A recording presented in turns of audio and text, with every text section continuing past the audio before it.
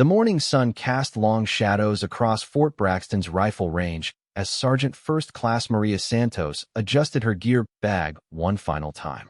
The familiar weight of her personal equipment felt reassuring against her shoulder as she walked toward the training area where 200 soldiers from the 3rd Battalion waited. Today would determine whether she earned her place as the battalion's primary marksmanship instructor, a position no woman had ever held in the unit's 40-year history. Master Sergeant Derek Hoffman stood near the firing line, his barrel chest puffed out as he addressed a group of junior officers. His voice carried across the range with the authority of someone who had never questioned his own importance. Hoffman had made his feelings about women in combat roles crystal clear during the past month of evaluation periods. He believed the military was weakening itself by allowing political correctness to override common sense.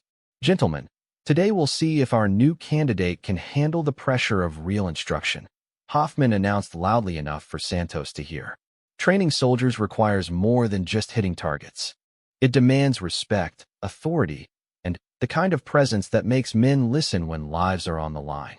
Santos kept her expression neutral as she approached the group. She had heard similar comments throughout her 12-year military career, starting from her first day at boot camp. The doubt, the casual dismissal, the assumption that she needed to prove herself again and again while her male counterparts were given the benefit of the doubt. She had learned to let her performance speak louder than any argument. "Morning, Master Sergeant," Santos said with crisp professionalism. Sergeant First Class Santos reporting for final evaluation. Hoffman turned slowly, his pale blue eyes scanning her from head to toe in a way that made several nearby soldiers shift uncomfortably. "Santos, you ready to show these men what you're made of? This isn't some feel-good exercise where everyone gets a participation trophy. I'm ready to demonstrate my qualifications, Master Sergeant." The assembled soldiers formed a rough semicircle around the firing positions. Santos recognized many faces from previous training sessions, though few had spoken to her directly. Military culture often created invisible barriers that took time and proven competence to break down. She had noticed the subtle changes over the past weeks as her skills became apparent, but today would be different. Today, the entire battalion leadership would be watching. Lieutenant Colonel Patricia Hayes stood apart from the main group, observing silently. As the battalion's executive officer, she had pushed for Santos to receive this opportunity despite significant resistance from the old guard. Hayes understood the importance of having the best qualified instructors regardless of gender, but she also knew that Santos would need to be twice as good to receive half the recognition. "The evaluation will consist of 3 phases," Hoffman announced to the gathered soldiers. First, equipment inspection and technical knowledge. Second, live fire demonstration at multiple distances. Third, instructional capability with volunteer students. He paused, letting his gaze linger on Santos. Any failure in any phase results in immediate disqualification. Santos nodded acknowledgement while mentally reviewing her preparation. She had spent countless hours studying ballistics tables, wind calculations, and weapon maintenance procedures. Her personal rifle was a precision instrument she had modified and adjusted over years of competition shooting. Every component had been selected and tested to achieve maximum accuracy under varied conditions. "Let's start with equipment," Hoffman said, gesturing toward a folding table where several rifles lay waiting. "These are standard issue M4 carbines that will be used for training purposes. Select one and demonstrate proper inspection procedures." Santos approached the table and immediately noticed the weapons were in various states of maintenance. Some showed obvious neglect, others appeared recently cleaned but improperly assembled. She selected a rifle from the middle of the group and began a systematic inspection, calling out her findings in a clear voice that carried across the range. "Bolt carrier group shows excessive carbon buildup," she reported, field stripping the weapon with practiced efficiency. "Gas tube appears partially obstructed. Trigger assembly has been improperly lubricated, creating potential for malfunction under rapid-fire conditions." Her hands moved with the fluid precision of someone who understood these weapons at the most fundamental level. Hoffman watched with growing irritation as Santos identified every deficiency and explained the proper correction procedures. Several junior soldiers took notes, clearly impressed by her technical knowledge. This was not going according to his plan. "Very good," he said through gritted teeth. "Now let's see if you can actually hit anything with a properly functioning weapon." He gestured toward his personal rifle, a heavily modified M24 sniper system that he had carried through 3 combat deployments. "Since you seem to think you know so much about equipment, why don't you use mine for the demonstration?" Santos recognized the challenge immediately. Hoffman was offering his personal weapon, knowing that most shooters required extensive time to adjust to a new rifle's characteristics. Every precision weapon had its own personality, its own quirks, and preferences that took hundreds of rounds to learn. He expected her to fail using an unfamiliar system, providing the excuse he needed to disqualify her. "Thank you for the opportunity, Master Sergeant," Santos replied calmly. "What distances will be required for the demonstration?" "We'll start at 300 yards and work back to 600, Hoffman said with barely concealed satisfaction. 5 shots at each distance. Anything outside the 8 ring is considered a miss for instructor qualification purposes. The targets were already in position, standard military silhouettes that would challenge even experienced marksmen at those ranges. Santos accepted Hoffman's rifle and began her examination, feeling the weapon's weight distribution and checking the scope's adjustment mechanisms. The system was well maintained but configured for Hoffman's shooting style, which differed significantly from her own technique. "No practice shots," Hoffman added as Santos settled into position. "An instructor should be able to adapt to any weapon system immediately." Several soldiers exchanged glances, recognizing the unfairness of the challenge but unwilling to speak against a master sergeant. Santos adjusted the rifle's stock length and cheek rest as much as the design allowed, then checked the scope's diopter setting. She could hear whispered conversations behind her as the battalion gathered to watch. Some expressed quiet support. Others made crude comments about women trying to do men's jobs. She blocked out the distractions and focused on the fundamentals of marksmanship. The first target stood 300 yards downrange, a considerable distance for iron sights, but manageable with the scope system. Santos studied the wind flags positioned along the range, noting the gentle left-to-right breeze that would affect bullet trajectory. She calculated the necessary adjustments and settled into her shooting position, feeling the rifle's balance point and trigger characteristics. Her first shot broke cleanly, the rifle's recoil absorbed smoothly by her shooting stance. Through the scope, she could see the bullet hole appear in the target's center ring. The assembled soldiers fell silent, many surprised by the immediate accuracy with an unfamiliar weapon system. "Lucky shot," someone muttered from the crowd. Santos ignored the comment and focused on her second shot. She had identified the rifle's tendencies now and made subtle adjustments to her hold and sight picture. The second bullet struck within inches of the first, followed quickly by 3 more shots that created a tight group well within the required scoring ring. Hoffman's jaw tightened as he studied the target through binoculars. "Adequate performance at 300, he announced grudgingly. "Let's see how you handle 400 yards. The longer distance required different calculations for bullet drop and wind drift. Santos made the necessary scope adjustments and settled back into position. Her shooting fundamentals remained consistent as she fired 5 more shots, each one finding its mark within the acceptable scoring zone. The crowd behind her had grown noticeably quieter.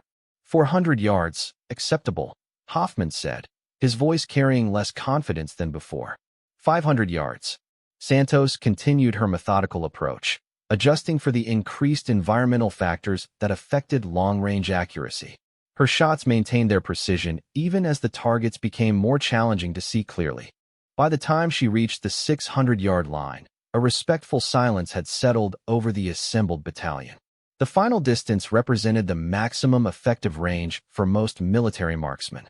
At 600 yards, factors like wind speed, temperature, and even the Earth's rotation began to significantly impact bullet trajectory. Santos made her calculations carefully, knowing that any error would be magnified at this distance. Her first shot at 600 yards struck slightly left of center, still within the acceptable zone, but not quite perfect. She analyzed the miss and made a minor windage adjustment before firing her second shot, which found the center ring. The remaining 3 shots followed with mechanical precision, creating a group that would have been impressive even for someone using their own familiar equipment. Lieutenant Colonel Hayes stepped forward to examine the targets while Hoffman struggled to maintain his composure. The results were undeniable. Santos had demonstrated exceptional marksmanship skills using an unfamiliar weapon system under pressure, meeting every technical requirement for the instructor position. "Outstanding shooting, Sergeant Santos," Hayes said loud enough for the entire battalion to hear. "I believe we can move on to the instructional phase of the evaluation." Hoffman's face had turned red with barely controlled anger. His plan to embarrass Santos had backfired spectacularly, and now he needed to find another way to prevent her from succeeding. He looked at his personal rifle, still warm from the shooting demonstration, and a dangerous idea began forming in his mind. "Before we continue," he said suddenly, "I need to inspect my weapon for any damage that might have occurred during the demonstration." He took the rifle from Santos and began examining it with exaggerated care, looking for any excuse to claim mishandling. Santos watched patiently as Hoffman searched for problems that didn't exist. The weapon showed no signs of damage or unusual wear, exactly as she had left it. Her careful handling had actually improved the rifle's cleanliness in several areas where she had wiped away accumulated dust and debris. "The weapon appears to be in satisfactory condition," Hoffman admitted reluctantly. He paused, hefting the rifle in his hands while his eyes scanned the crowd of watching soldiers. "However, I'm concerned about the precedent we're setting here. These men need to see strength and authority in their instructors, not political correctness disguised as equality." The statement hung in the air like a challenge. Several soldiers shifted uncomfortably while others nodded agreement. Santos felt the familiar weight of prejudice settling over the situation, but she maintained her professional demeanor while waiting for Hoffman's next move. "I think we need a more comprehensive test," he continued, his voice growing louder and more confident. "Real instruction requires the ability to handle equipment failure and adapt under pressure. Let me demonstrate what I mean." Without warning, Hoffman raised his own rifle above his head and brought it down hard against the concrete edge of the firing platform. The impact sent a sharp crack echoing across the range as the stock splintered and the scope mount twisted at an impossible angle. Pieces of shattered composite material scattered across the ground while the assembled soldiers stared in shock. "Equipment failure happens in combat," Hoffman announced, holding up the destroyed rifle for everyone to see. "A real instructor needs to be able to adapt and continue the mission regardless of circumstances. Santos, show these men how you handle adversity." The challenge was clear and completely unfair. Hoffman had deliberately destroyed his own weapon to create an impossible situation for Santos, knowing that she could hardly be expected to continue instruction with broken equipment. It was a desperate move born of prejudice and wounded pride, but it placed Santos in an extremely difficult position. Lieutenant Colonel Hayes stepped forward, her face dark with anger at Hoffman's unprofessional behavior. "Master Sergeant, that was completely unnecessary and inappropriate. We can postpone the evaluation until replacement equipment is available." "No postponement necessary," Santos said quietly, her voice carrying clearly across the suddenly silent range. "I can continue the evaluation with available resources." She walked calmly toward Hoffman and extended her hand. "Master Sergeant, may I borrow your sidearm for the demonstration?" Hoffman hesitated, caught off guard by her request. His service pistol was holstered at his side, a standard-issue M9 Beretta that every soldier was expected to master.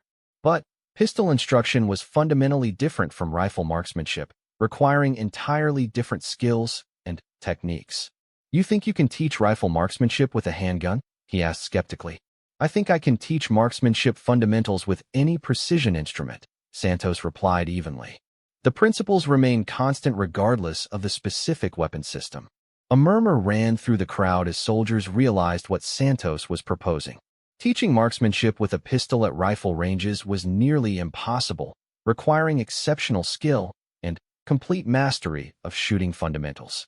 It was exactly the kind of challenge that could either validate her expertise or provide Hoffman with the failure he desperately wanted. "Very well," Hoffman said, unholstering his pistol and handing it to Santos. "Let's see what you can do with this." Santos accepted the weapon and immediately began a safety inspection, checking the chamber and magazine while keeping the muzzle pointed downrange. The pistol was well maintained, but clearly configured for Hoffman's larger hands, making it less than ideal for her shooting grip. "I'll need 3 volunteers for the instructional demonstration," she announced to the assembled battalion. "Preferably soldiers with limited marksmanship experience who can benefit from fundamental instruction." 3 young privates stepped forward nervously, clearly honored to be selected, but uncertain about what they were volunteering for. Santos gathered them around a shooting position and began explaining the basic principles of marksmanship in terms that applied to any precision shooting situation. "Marksmanship success depends on 4 fundamental factors," she began, her voice carrying the confidence of someone who truly understood her subject: sight alignment, breathing control, trigger manipulation, and follow-through. These principles work whether you're using a rifle, pistol, or any other precision instrument. She demonstrated proper shooting stance and grip techniques, showing how body position affected weapon stability and sight picture. Her explanations were clear and simple, breaking complex concepts into manageable pieces that inexperienced shooters could understand and apply immediately. "The key to accuracy is consistency," Santos continued, settling into a shooting position with the borrowed pistol. "Every shot should be fired using exactly the same technique, regardless of external pressures or distractions." She aimed at the closest target, now only 100 yards away, but still a challenging distance for pistol shooting. Her first shot rang out clearly, followed immediately by the distinctive ping of a bullet striking the target's metal frame. Through binoculars, spotters could see the hole punched cleanly through the center ring. The 3 volunteer students watched in amazement as Santos continued her demonstration, placing shot after shot into the target's center while explaining each step of her process. Her instruction was methodical and professional, covering sight picture maintenance, breathing rhythm, and trigger control with the expertise of someone who had mastered these skills through years of dedicated practice. "Sergeant Santos," called out one of the student volunteers, "how do you keep the sights so steady? Mine always seem to wobble around." Santos smiled and moved to assist the young soldier with his stance and grip. "Perfect steadiness is impossible," she explained patiently. "The goal is controlled movement within an acceptable range. Watch how I manage the natural tremor." She guided the private through proper shooting fundamentals, making small adjustments to his position and grip while explaining the reasons behind each change.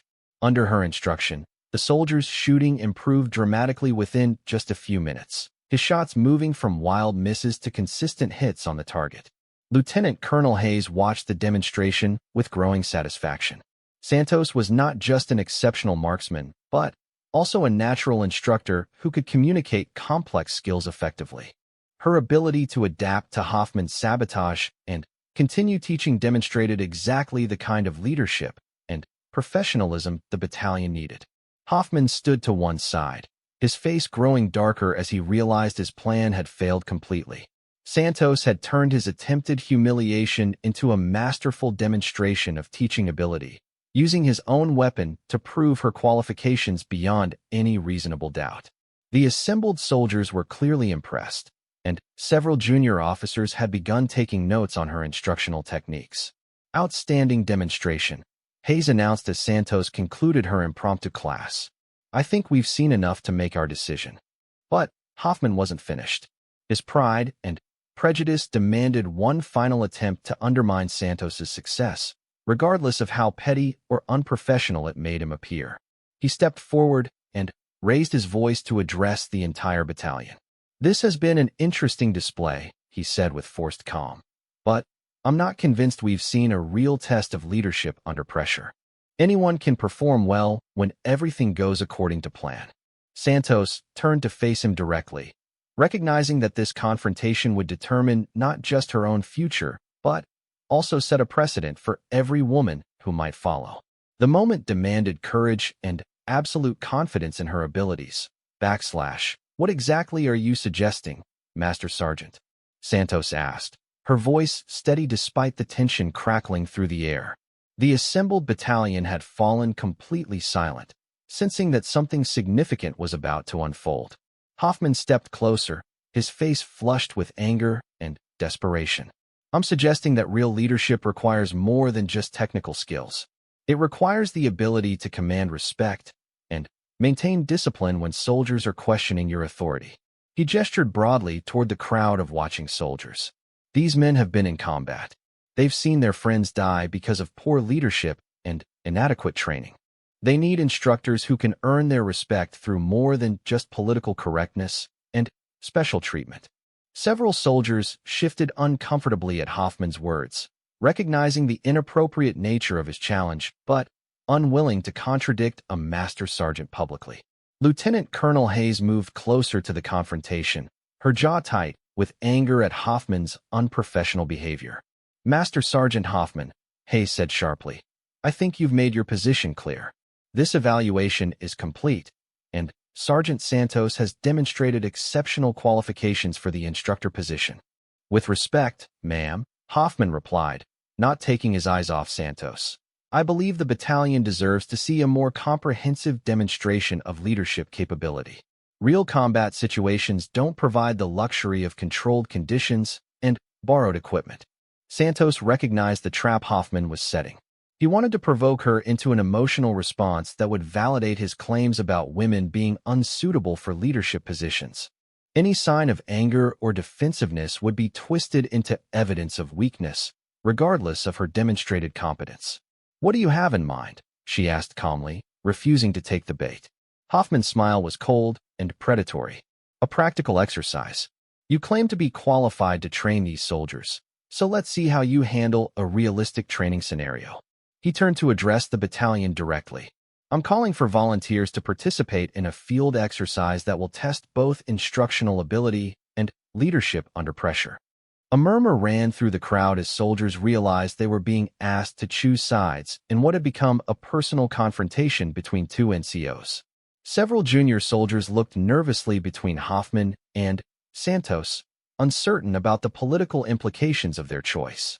I volunteer, called out Specialist James Rodriguez, one of the students Santos had just instructed. Sergeant Santos helped me understand marksmanship better in 10 minutes than I learned in 6 months of previous training. Count me in too, added Private First Class Michael Chun, another of her impromptu students. She knows what she's talking about, and she can actually teach it. More volunteers began stepping forward, many of them younger soldiers who had been impressed by Santos's teaching ability and professional demeanor. But others remained with Hoffman, either out of loyalty to established authority or agreement with his views about women in combat roles. Lieutenant Colonel Hayes watched the battalion divide itself along invisible lines and realized that this confrontation had moved beyond a simple evaluation. The outcome would send a message throughout the unit about merit versus prejudice, competence versus tradition. Very well, Hayes said decisively. We'll conduct a practical field exercise to demonstrate instructional capability under realistic conditions. Master Sergeant Hoffman, you'll lead one team using your preferred methods. Sergeant Santos will lead the other team and demonstrate her approach. Santos felt the weight of responsibility settling on her shoulders. This was no longer just about her own career, but about proving that competence and merit should trump prejudice and tradition. Every woman in the military would be judged by her performance in the next few hours. What will be the parameters of the exercise? She asked professionally. Hoffman's eyes gleamed with anticipated victory. Combat marksmanship scenario. Each team will have 1 hour to prepare their shooters for a stress course that simulates battlefield conditions. Moving targets, time pressure, equipment failures, and environmental challenges. The parameters clearly favored Hoffman's aggressive, intimidation-based teaching style over Santos's more methodical approach. Combat scenarios rewarded quick decision-making and raw determination, qualities that traditional military thinking associated with masculine leadership. Each team will consist of 8 volunteers, Hayes announced. The exercise will be scored based on overall team performance, not individual achievement. Both instructors will have access to identical equipment and facilities. Santos looked at her volunteers, mostly young soldiers with limited experience but genuine eagerness to learn. Hoffman's team consisted of more senior personnel, including several staff sergeants and a master sergeant who clearly shared his views about appropriate military leadership. 1 hour preparation time, Hoffman announced with satisfaction. Then, we'll see who can really train soldiers for combat effectiveness. The battalion dispersed to prepare for the exercise, with each instructor taking their team to separate areas of the training facility. Santos gathered her 8 volunteers in a circle and studied their faces, seeing a mixture of confidence and nervousness in their expressions. "Before we begin," she said quietly, "I need you all to understand what you volunteered for. This isn't just about marksmanship training anymore. It's about proving that merit and competence matter more than prejudice and tradition." Specialist Rodriguez nodded seriously. "We know, Sergeant. We're here because we believe you're the better instructor, not because of politics or gender issues."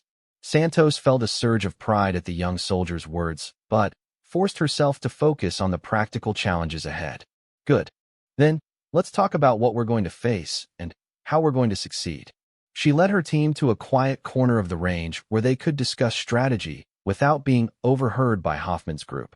The combat marksmanship course would test their ability to engage multiple targets under time pressure while dealing with equipment malfunctions and physical stress. The key to success in stress shooting is maintaining fundamentals under pressure, Santos explained. When your heart rate increases and adrenaline kicks in, most shooters abandon their training and start making basic mistakes. She demonstrated breathing techniques that would help maintain steady aim despite elevated heart rates, showing how proper stance and grip could compensate for the natural tremor caused by physical stress.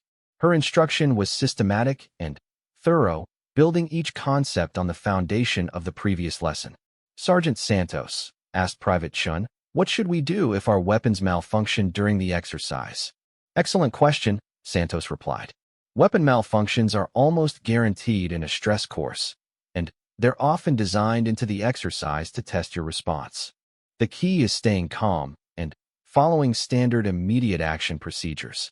She guided the team through malfunction clearance drills, emphasizing the importance of muscle memory and consistent procedures under pressure. Unlike Hoffman's aggressive motivational style, Santos focused on building confidence through competence and understanding. Meanwhile, across the training area, Hoffman was using a very different approach with his team. His voice carried clearly across the range as he berated soldiers for minor mistakes and used intimidation to drive performance. His methods had been effective in previous training scenarios, relying on fear and authority to motivate soldiers. "You call that shooting?" Hoffman shouted at one of his team members. "My grandmother could hit targets better than that, and she's been dead for 15 years. If you can't do better than that pathetic display, you'll get yourself and your buddies killed in combat." Santos could hear the harsh criticism and felt sorry for the soldiers enduring Hoffman's verbal assault. She had experienced similar treatment during her own early military training and understood how demoralizing and counterproductive it could be for developing real skills. "Don't worry about what's happening with the other team," she told her volunteers. "We're going to focus on our own preparation and trust in the training we've done together." She spent the remaining preparation time working with each shooter individually, identifying their specific strengths and weaknesses while building personalized strategies for the upcoming challenge. Her approach was calm and encouraging, building confidence rather than fear. As the hour drew to a close, Lieutenant Colonel Hayes appeared to announce the beginning of the exercise. The combat marksmanship course had been set up with multiple firing positions, moving targets, and various obstacles designed to simulate battlefield conditions. "Both teams will run the course simultaneously," Hayes explained. "Scoring will be based on total hits, time to completion, and proper response to equipment malfunctions. Each team member must successfully engage targets at ranges from 50 to 300 yards while navigating the obstacle course." Santos looked at her team members and saw nervous determination in their faces. They had trained hard during their preparation hour, but now they would face the ultimate test of their ability to perform under pressure. "Remember everything we practiced," she told them quietly. "Trust your training, maintain your fundamentals, and support each other. We've got this." Hoffman's team took their positions at the starting line with aggressive confidence. Several of his shooters were talking loudly about dominating the exercise and showing the girl how real soldiers performed under pressure. Their bravado was clearly designed to intimidate Santos's less experienced team. The course began with a sharp whistle blast that sent both teams racing toward their first firing positions. Santos moved with her team, providing encouragement and tactical guidance while they engaged targets at the 50-yard line.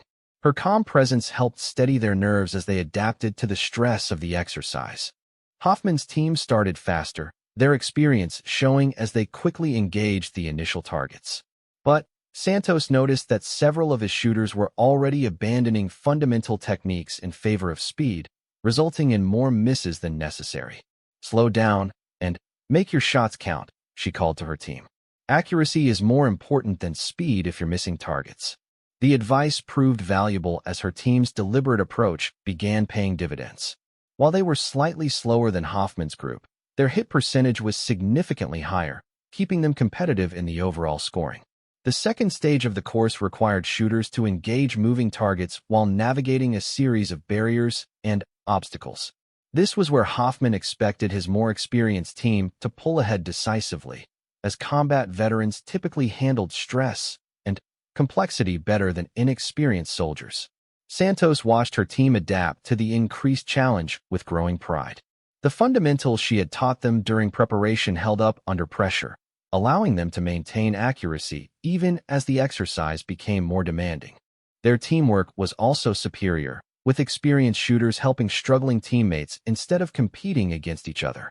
"Contact left," shouted Specialist Rodriguez as a new series of targets appeared at the 100-yard line. His team responded smoothly, transitioning between targets with the precision Santos had drilled into them during preparation. Hoffman's team was having more difficulty with the increased complexity. Several of his shooters had become rattled by his continued harsh criticism, and their performance was suffering as a result. The fear-based motivation that worked in simple scenarios was proving counterproductive under genuine stress. "What's wrong with you idiots?" Hoffman screamed at one of his strugglers. "I've seen better shooting from recruits in basic training. Get your act together, or you're going to embarrass the entire battalion." Santos noticed the negative impact of Hoffman's approach, but focused on maintaining her own team's confidence and performance. They were now slightly ahead in total hits despite being composed of less experienced shooters, a testament to the effectiveness of proper instruction and positive leadership. The third stage introduced the equipment malfunctions that Hoffman had specifically mentioned as a test of leadership under pressure. Each team encountered pre-planned weapon failures that required immediate action and adaptation to continue the exercise. Santos's preparation and malfunction clearance procedures proved invaluable as her team responded to equipment failures with calm professionalism. They followed the standard immediate action drills she had taught them, clearing jams and continuing their engagement without panic or confusion. Hoffman's team struggled more with the equipment failures, despite their greater experience. The stress and intimidation of Hoffman's leadership style had made them nervous and reactive, causing them to fumble simple procedures they normally performed without thought. "This is exactly what I was talking about," Santos called to her team as they successfully cleared a complex malfunction. "Trust your training and follow the procedures we practiced. The equipment failure is just another problem to solve." By the fourth stage of the exercise, Santos's team had taken a clear lead in total performance despite facing the same challenges as their more experienced opponents. Their superior preparation and confident leadership were overcoming the experience gap that Hoffman had counted on to ensure victory. The final stage required long-range precision shooting at the 300-yard line, the same distance where Santos had first demonstrated her exceptional marksmanship skills with Hoffman's personal rifle. This was where technical expertise would matter most, and where her superior knowledge of shooting fundamentals would provide the greatest advantage. Santos positioned herself where she could observe all her team members while providing guidance on wind reading and range estimation. Her calm demeanor helped maintain their confidence even as the pressure mounted for the final phase of the exercise. "Take your time and make every shot count," she advised. "We've been accurate all day, and there's no reason to change that now." Her team responded with methodical precision, engaging the distant targets with the same careful technique they had maintained throughout the exercise. Their hit rate remained high even at the challenging range, demonstrating the effectiveness of Santos's fundamental-based instruction. The final whistle blast echoed across the range as both teams completed the combat marksmanship exercise. Santos felt a mixture of pride and nervous anticipation as she watched Lieutenant Colonel Hayes and the other evaluators begin calculating scores from the various stages of the course. Her team gathered around her, their faces flushed with exertion but glowing with confidence. They had performed beyond their own expectations, maintaining accuracy and composure throughout the challenging exercise despite their limited experience compared to Hoffman's seasoned veterans. "How do you think we did, Sergeant?" asked Private Chun, wiping sweat from his forehead while securing his weapon. "You all performed exceptionally," Santos replied honestly. "Regardless of the final scores, you demonstrated that proper training and teamwork can overcome experience gaps when soldiers are willing to trust their instruction and support each other." Across the range, Hoffman's team appeared less confident despite their obvious experience advantage. Several of his shooters were arguing among themselves about missed opportunities and tactical decisions, while Hoffman himself stood apart from the group with his arms crossed and his jaw clenched in frustration. The Master Sergeant had clearly expected his aggressive leadership style and experienced personnel to dominate the exercise easily.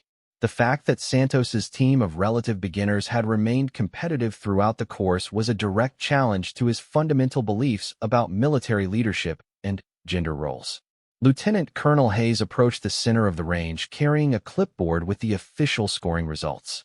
The assembled battalion had grown during the exercise as word spread about the unusual competition between the two instructors. Nearly 300 soldiers now waited to hear the outcome of what had become a defining moment for the unit's culture. The scoring for today's exercise was based on three primary factors, Hayes announced in a voice that carried clearly across the assembled crowd: total target hits, time to completion, and proper response to simulated equipment failures. Both teams faced identical challenges and had access to the same equipment and ammunition.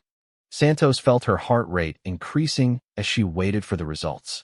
Win or lose, she had proven her competence and leadership ability to herself and her volunteers. But she also understood that the outcome would influence the battalion's attitude toward female leaders for years to come. Team Hoffman achieved a total of 47 confirmed hits out of 60 possible targets. Hayes continued. Their average time per stage was 12 minutes and 15 seconds. With two major equipment malfunctions that required instructor assistance to resolve. A murmur ran through the crowd as soldiers began calculating what those numbers meant for the comparison. Hoffman's team had performed respectably, but the statistics suggested room for improvement in several areas. Team Santos achieved a total of 53 confirmed hits out of 60 possible targets, Hayes announced, and Santos felt her team members tense with anticipation. Their average time per stage was 13 minutes and 45 seconds, with all equipment malfunctions resolved independently without instructor assistance. The crowd fell silent as the implications became clear. Santos's team had achieved higher accuracy despite being composed of less experienced shooters, and they had demonstrated superior technical competence in handling equipment failures. Their slightly slower time was more than compensated by their better hit percentage and independence. Based on overall performance, Hayes concluded, Team Santos is declared the winner of today's exercise. The announcement triggered an immediate response from the assembled battalion. Santos's volunteers erupted in cheers while shaking hands and embracing each other in celebration. Many of the watching soldiers applauded respectfully, clearly impressed by the unexpected outcome. But not everyone was pleased with the results. Hoffman's face had turned dark red with anger and humiliation, while several of his supporters in the crowd exchanged disgusted looks and angry comments about political correctness overruling common sense. "This is ridiculous," Hoffman said loudly enough for everyone to hear. "Those scores don't tell the whole story. My team was composed of combat veterans who were holding back to give the inexperienced soldiers a fair chance. In real combat, experience matters more than training range statistics." Santos recognized the dangerous moment that was developing. Hoffman's public challenge to the official results threatened to undermine not just her victory, but also Lieutenant Colonel Hayes's authority and the integrity of the evaluation process. Master Sergeant Hoffman, Hayes said sharply. The exercise parameters were clearly established beforehand, and both teams competed under identical conditions. The results speak for themselves. The results speak to political manipulation, Hoffman shot back, his voice rising with anger.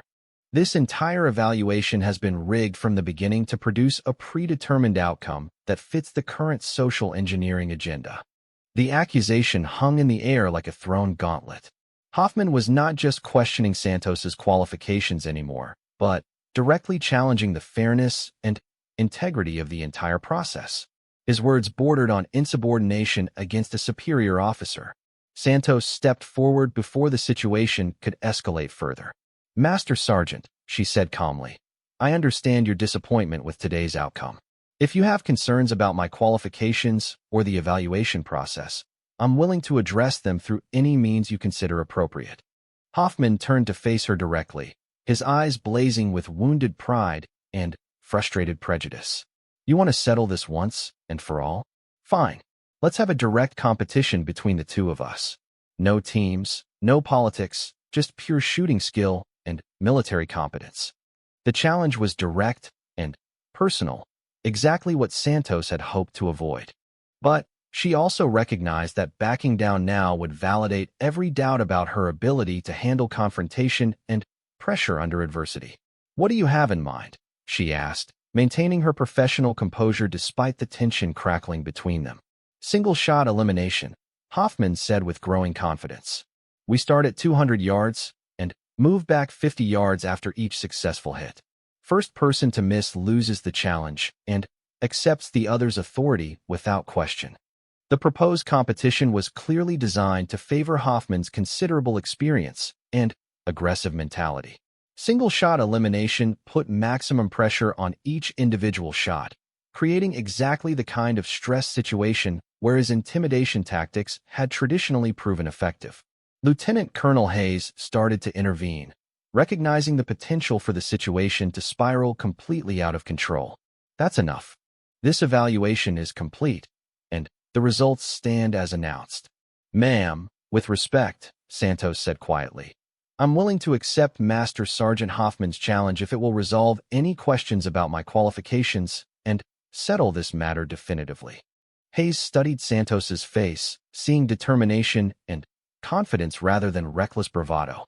She also understood that refusing the challenge would leave doubts and resentment that could poison the battalion's working environment for months or years to come. Very well, she said reluctantly. Single-shot elimination, starting at 200 yards. Both participants will use identical equipment selected from available inventory. This competition will be final and binding. The crowd pressed closer as range personnel prepared identical rifles and ammunition for the unprecedented showdown. Santos felt the weight of history and expectations settling on her shoulders as she realized that generations of military women would be judged by her performance in the next few minutes. Hoffman selected his rifle first, choosing a standard-issue M4 carbine with iron sights rather than an optical system. His choice was clearly intended to eliminate any advantage Santos might gain from superior equipment knowledge, while emphasizing the fundamental shooting skills where he expected to dominate. Santos accepted an identical weapon and began her familiar inspection routine, checking the rifle's condition and adjusting the stock and sights for her physical dimensions. She found the weapon acceptable, if not ideal, with clean action and properly aligned sights. Ladies first, Hoffman said with mock courtesy, gesturing toward the firing line at 200 yards. Santos recognized the psychological game he was playing, trying to increase her pressure by making her shoot first at each distance. She accepted the challenge calmly, understanding that letting Hoffman see any sign of nervousness would only encourage more aggressive tactics. She settled into her shooting position with deliberate care, adjusting her stance and sight picture while blocking out the crowd of watching soldiers. The target seemed small and distant at 200 yards, especially with iron sights rather than magnified optics. Her first shot broke cleanly, the rifle's recoil absorbed smoothly by her practiced shooting form. Through the scope being used by range personnel to spot hits. She could see the bullet hole appear near the center of the target, well within the acceptable zone for continued competition. Hoffman took his position with casual confidence, his movements showing the unconscious competence of someone who had performed this task thousands of times in training and combat. His shot followed immediately after his brief sight picture, striking the target with mechanical precision. 200 yards complete, announced the range safety officer. Moving to 250. The increased distance required minor sight adjustments and more precise wind reading skills. Santos made the necessary calculations and settled back into position, feeling the familiar rhythm of precision shooting taking over her conscious mind. Her second shot maintained the accuracy of her first, striking the target cleanly despite the increased challenge. Hoffman matched her performance with another center hit, his confidence growing as the competition progressed according to his expectations. 300 yards, called the safety officer. Now they were entering the range where Santos had first demonstrated her exceptional skills with Hoffman's personal rifle. The longer distance would test both shooters' ability to manage environmental factors and maintain precise sight alignment under pressure. Santos adjusted her sight picture for the increased bullet drop and calculated the wind drift based on the flags positioned along the range. Her third shot struck the target solidly, maintaining her perfect record in the elimination competition. Hoffman's shot followed with equal accuracy, though Santos noticed he was taking slightly longer to achieve his sight picture. The Master Sergeant's confidence remained intact, but she could see small signs of increased concentration as the challenge became more demanding. 350, announced the range officer. The crowd had grown completely silent as soldiers watched the unprecedented competition unfold. Both shooters had demonstrated exceptional skills, making the outcome impossible to predict based on their performance so far. Santos felt completely calm as she prepared for the longer shot. Her mind focused on the technical aspects of marksmanship rather than the political and personal implications of the competition. This was exactly the kind of challenge she had trained for throughout her military career. Her fourth shot struck the target with satisfying precision, maintaining her perfect record as the distances increased.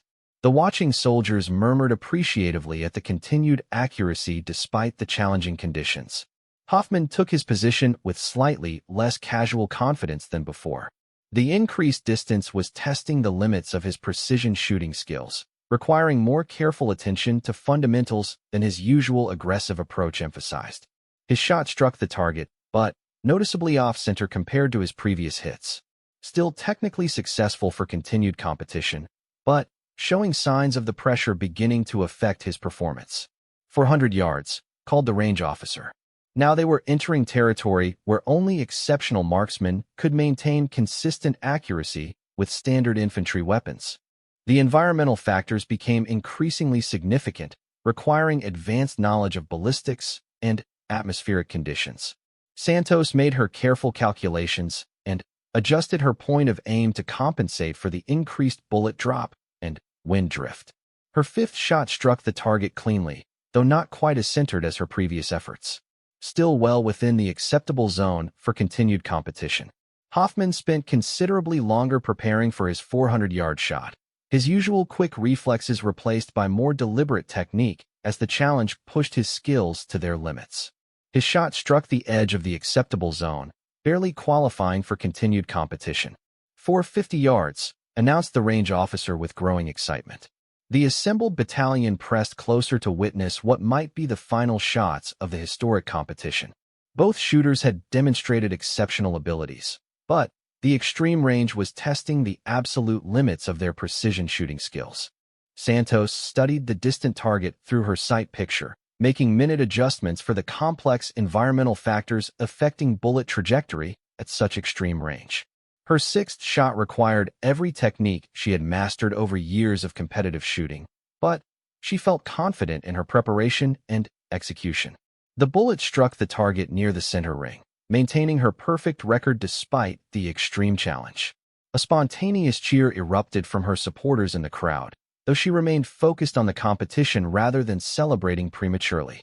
Hoffman's face showed strain for the first time as he prepared for what might be his final shot in the competition. The 450-yard range pushed beyond his usual comfort zone, requiring skills he had not practiced extensively during his career, focused on combat leadership rather than precision marksmanship.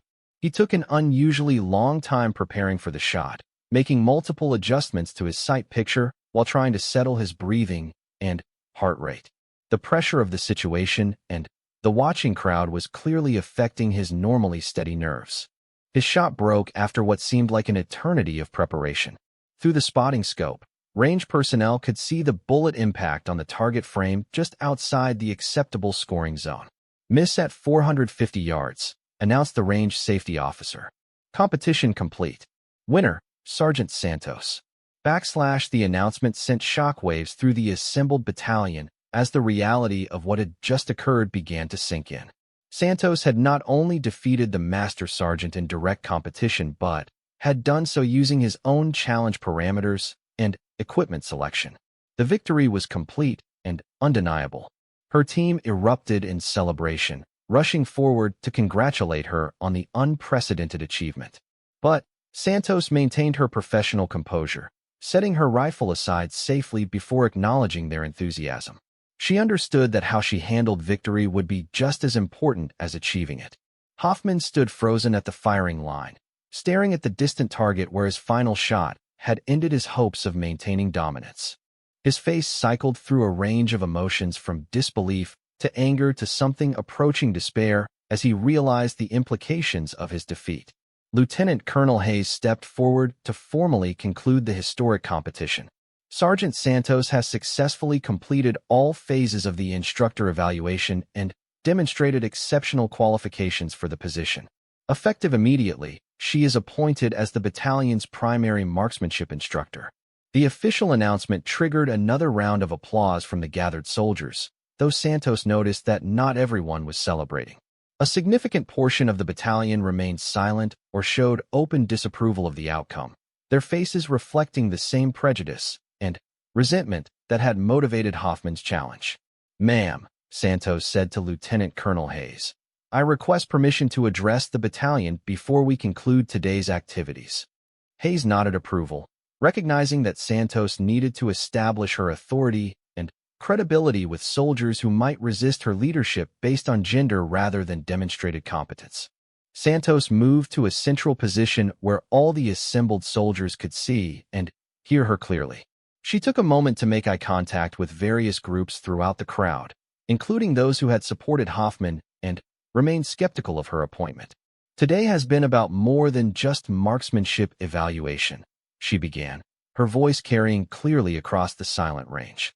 "It's been about proving that competence and dedication matter more than assumptions and prejudices. Every one of you deserves the best possible training, regardless of who provides it." She paused to let her words sink in before continuing. "I didn't ask for this position to make a political statement or to prove anything about gender equality. I asked for it because I know I can help make every soldier in this battalion a more effective marksman and a better fighter." Several soldiers nodded agreement, though others remained stone-faced and skeptical.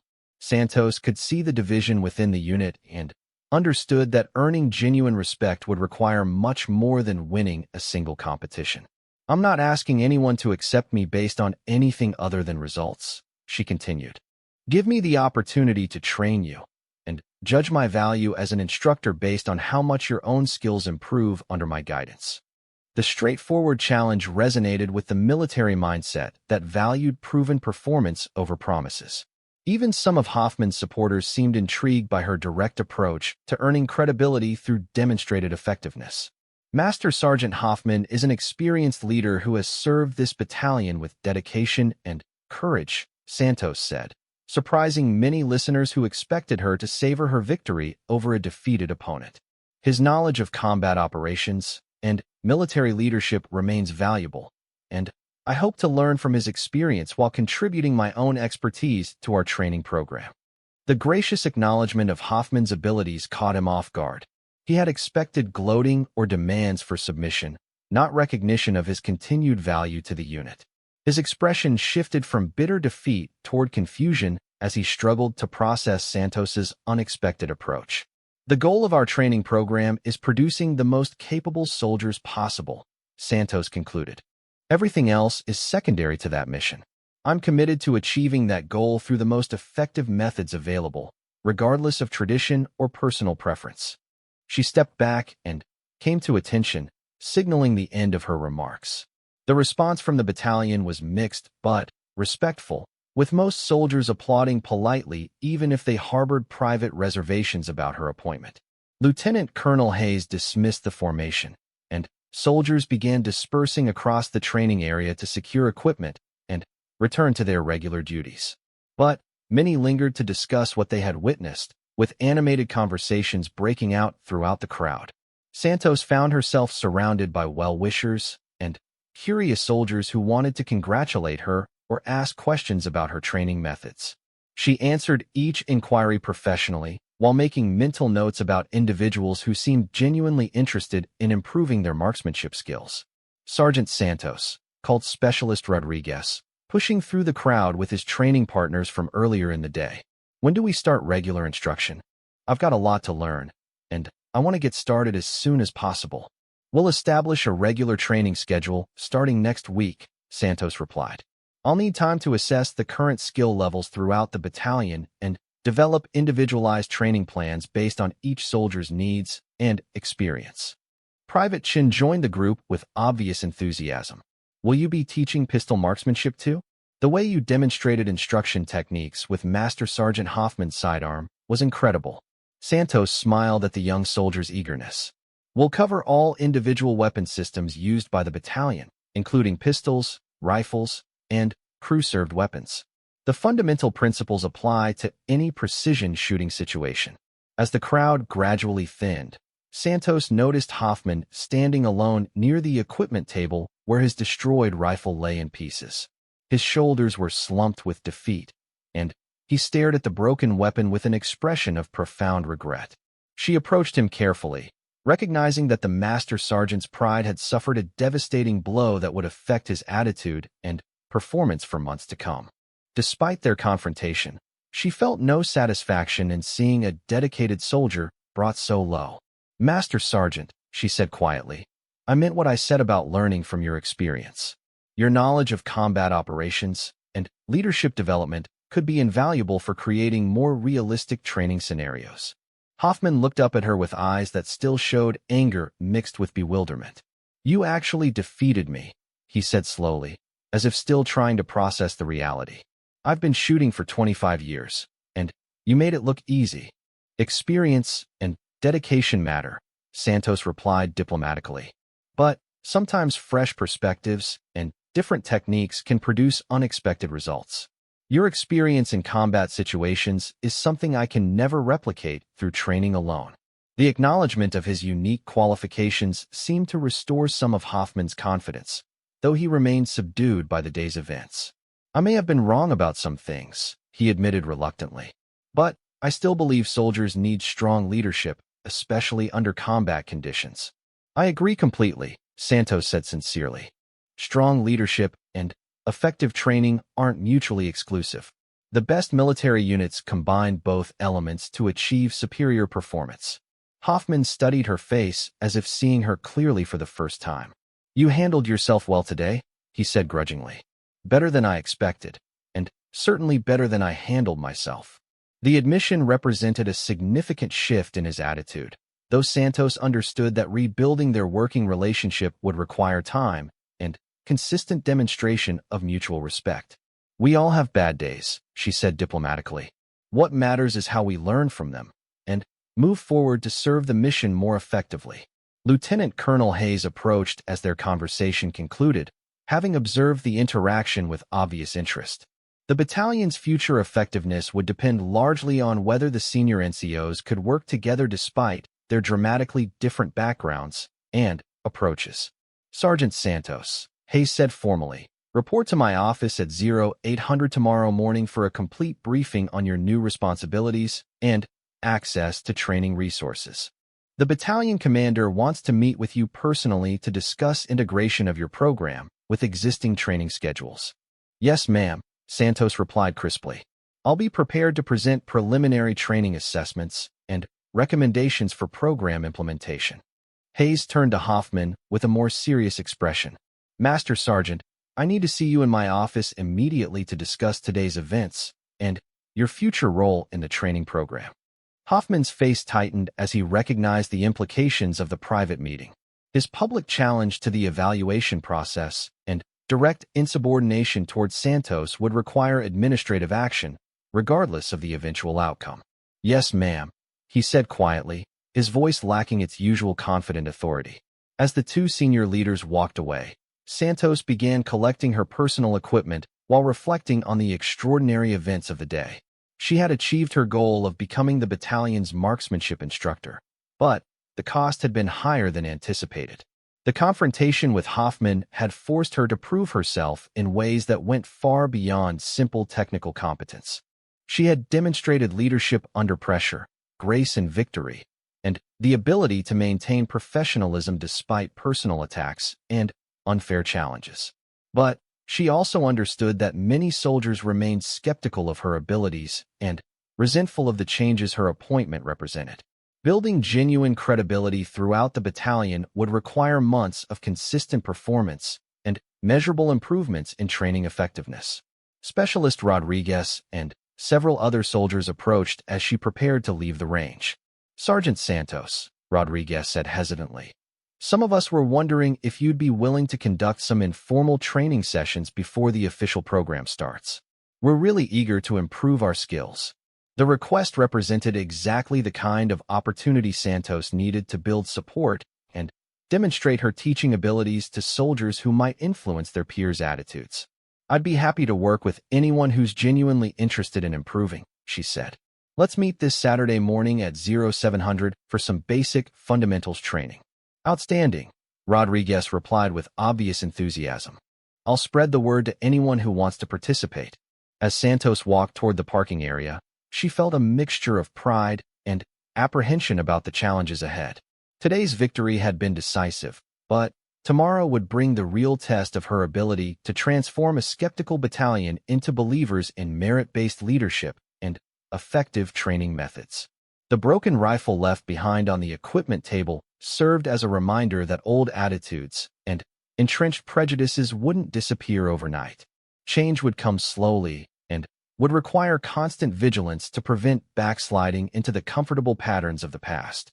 But Santos felt confident in her abilities and committed to proving that excellence could overcome prejudice through consistent demonstration of superior results.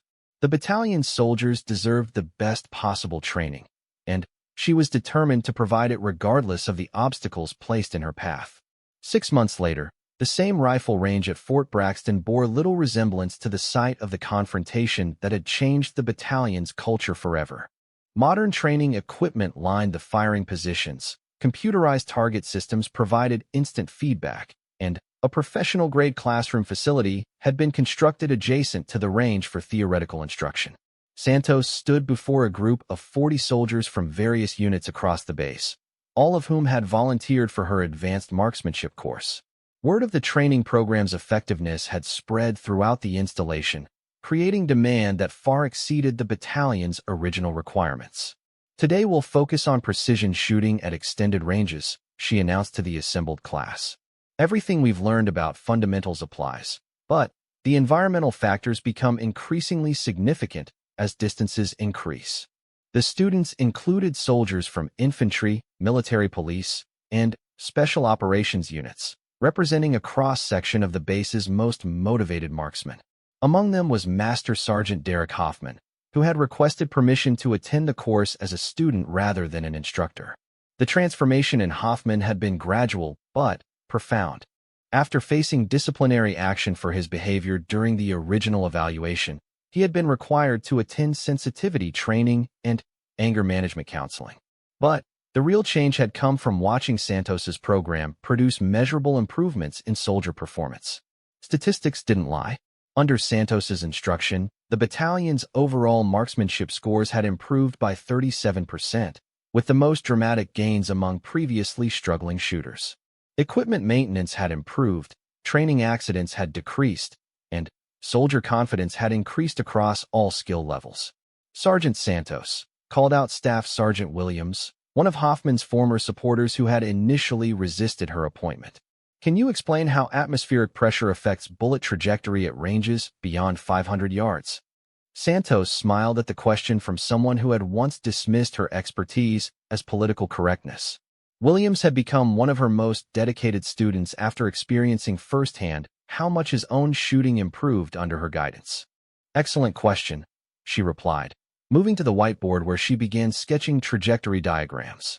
Air density affects bullet velocity and stability throughout its flight path, but the effects become more pronounced at extended ranges where small variations accumulate over longer distances. Her explanation was clear and methodical, breaking complex ballistic concepts into understandable components that soldiers could apply practically. The teaching style that had impressed her original volunteers had been refined through months of instruction and feedback from hundreds of students. Lieutenant Colonel Hayes observed from the back of the classroom, accompanied by the base commander and several visiting officials from higher headquarters. Santos's program had attracted attention throughout the Army as a model for effective training innovation and leadership development. The key to long-range accuracy is understanding that precision shooting is as much science as art, Santos continued. We can calculate and compensate for most environmental factors if we understand the underlying principles and have reliable data. She demonstrated the use of advanced ballistic computers and environmental monitoring equipment that had been acquired specifically for her program. The sophisticated tools represented a significant investment in training capability that reflected the battalion's commitment to excellence. Now let's put theory into practice, Santos announced, leading the class toward the firing line where targets had been positioned at ranges from 300 to 800 yards. The students moved with confident professionalism that would have been impossible 6 months earlier. Santos's emphasis on safety, fundamentals, and systematic skill development had created a culture where soldiers supported each other's improvement rather than competing destructively. Hoffman took his position at one of the firing points, handling his rifle with the careful precision that Santos demanded from all her students. His shooting had improved dramatically under her instruction, though his pride still struggled with accepting guidance from someone he had once tried to humiliate. "Master Sergeant," Santos said quietly as she checked his equipment setup, "your position looks excellent. Remember to follow through completely on each shot and call your hits before checking the target." The respectful tone and professional advice reflected the working relationship they had gradually developed through mutual effort and compromise. Hoffman had learned to value competence over preconceptions, while Santos had gained appreciation for his experience and dedication to soldier welfare. "Roger, Sergeant," Hoffman replied, using her rank rather than her name in a show of respect that would have been unthinkable months earlier. "I've been practicing the breathing techniques you taught us, and my consistency has improved significantly." Santos nodded approval and moved on to assist other students, leaving Hoffman to demonstrate the skills he had acquired through her patient instruction. His first shot at 500 yards struck the center ring, followed by 4 more hits that created a tight group well within expert qualification standards. The transformation was remarkable not just in shooting ability but in attitude and approach.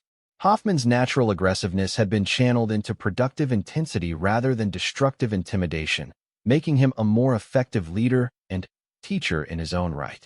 "Outstanding shooting, everyone," Santos announced as the live fire exercise concluded. "I'm seeing consistent application of the fundamentals we've been practicing, and the results speak for themselves." She moved among the students, providing individual feedback and identifying areas for continued improvement. Her approach remained encouraging and constructive, building confidence while maintaining high standards for performance and safety. "Sergeant Santos," called out Specialist Rodriguez, now wearing corporal stripes after being promoted based partly on his improved training performance. "Will you be covering night shooting techniques in next week's session?" "Absolutely," Santos replied. "Low-light marksmanship requires modifications to everything we've learned about sight picture and target identification. It's challenging but essential for combat readiness." The enthusiasm from students like Rodriguez validated everything Santos had hoped to achieve through her appointment. Soldiers were actively seeking additional training opportunities rather than viewing marksmanship instruction as another mandatory requirement to endure. As the class concluded and students began securing their equipment, Lieutenant Colonel Hayes approached with obvious satisfaction. "Sergeant Santos, the base commander would like to speak with you privately about expanding your program to other units." Santos felt a surge of pride at the recognition, but maintained her professional composure. "I'd be honored to discuss ways to improve training effectiveness throughout the installation, ma'am." The meeting represented validation of everything she had worked to achieve. Her program's success had proven that merit-based leadership and effective training methods could overcome traditional prejudices when supported by measurable results. "There's also discussion about sending you to the Army's Master Marksman course at Fort Benning," Hayes continued. "Your performance and program innovations have attracted attention at very high levels." The opportunity represented a career milestone that few soldiers ever achieved, regardless of gender. Selection for advanced instructor training at the Army's premier marksmanship school would cement her reputation as a subject matter expert and open doors to even greater responsibilities. "Ma'am, I would welcome any opportunity to improve my own skills and bring advanced techniques back to benefit our soldiers," Santos replied honestly. As they walked toward the battalion headquarters, Santos reflected on the journey that had brought her to this moment. The confrontation with Hoffman had been painful and professionally risky, but it had also created the opportunity to prove that excellence could overcome prejudice through consistent demonstration of superior results. The broken rifle that had started everything now sat in her office as a reminder of how far the battalion had progressed. Hoffman had presented it to her as a symbol of his own transformation and respect for her achievements. The weapon had been professionally repaired and engraved with a simple inscription, "Competence conquers all." "Sergeant Santos," called Hoffman as he approached from the range where he had been securing training equipment. "Do you have a minute to discuss next week's instructor development session?" The request represented the complete reversal of their relationship from 6 months earlier. Now Hoffman sought her advice on training methods and leadership techniques, recognizing her expertise without reservation or resentment. "Of course," Santos replied. "I've been working on some new techniques for teaching precision shooting to soldiers with limited experience. Your insights on motivation and discipline would be valuable for refining the approach." The collaboration that had developed between them proved that professional relationships could transcend personal conflicts when both parties focused on mission accomplishment rather than ego protection. Their combined expertise created training programs more effective than either could have achieved alone. As they entered the headquarters building, Santos noticed the walls lined with photographs documenting the battalion's training achievements under her leadership. Competition trophies, qualification statistics, and commendation letters from higher headquarters told the story of sustained excellence built on merit rather than tradition. The most prominent display featured a group photograph from the base's annual marksmanship competition, where Santos's students had dominated every category from novice to expert levels. Standing in the center of the victorious team, her smile reflected the satisfaction of a teacher whose students had exceeded every expectation. "Ma'am," announced the battalion commander's aide as they approached his office, "Colonel Morrison is ready to see Sergeant Santos now." Santos straightened her uniform and checked her appearance one final time before entering the office where her future would be discussed. Whatever opportunities lay ahead, she knew they had been earned through demonstrated competence and unwavering dedication to excellence. The meeting would likely involve discussions of expanded responsibilities, advanced training opportunities, and the possibility of sharing her methods with other units throughout the Army. Each prospect excited her because it represented the chance to help even more soldiers achieve their potential. But as she prepared to knock on the colonel's door, Santos's thoughts returned to that first day when Master Sergeant Hoffman had destroyed his rifle in front of the assembled battalion. The moment that could have ended her military career had instead become the foundation for achievements she had never dared imagine. The lesson was clear for anyone willing to learn it. When faced with prejudice and unfair challenges, the most powerful response was not anger or argument, but simply the quiet demonstration of superior competence. Excellence spoke louder than any words and lasted longer than any temporary victory.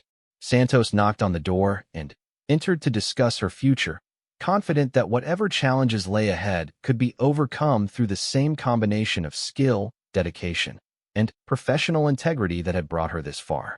The broken rifle in her office would continue to remind her that sometimes the greatest victories emerged from the most devastating defeats, transformed through persistence and unwavering commitment to doing what was right rather than what was easy. The battalion she left behind would carry forward the culture of excellence and merit-based leadership that had taken root during her tenure. Future generations of soldiers would benefit from the precedent she had established, proving that the best qualified person for any position was simply the one who could deliver the best results, regardless of any other consideration.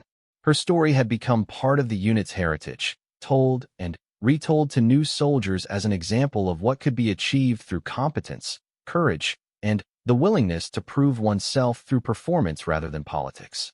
The true victory was not in any single competition, but in the lasting change that made the entire organization stronger and more effective. As the door closed behind her, Sergeant First Class Maria Santos prepared to discuss the next chapter of a career built on the simple principle that excellence always finds a way to rise above prejudice when given the opportunity to prove itself.